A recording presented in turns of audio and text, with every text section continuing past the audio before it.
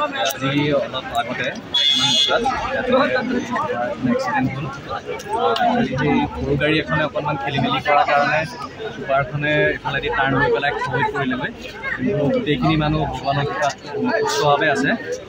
মানুহখিনিৰ গোটেইখিনিয়ে ঠিকে আছে। চুপাৰখন কোন দিশৰ পৰা আহিছিলে? চুপাৰখন লখিমপুৰৰ পৰা আহি আছিলে, গুৱাহাটী অভিমুখে গৈ আছিলে।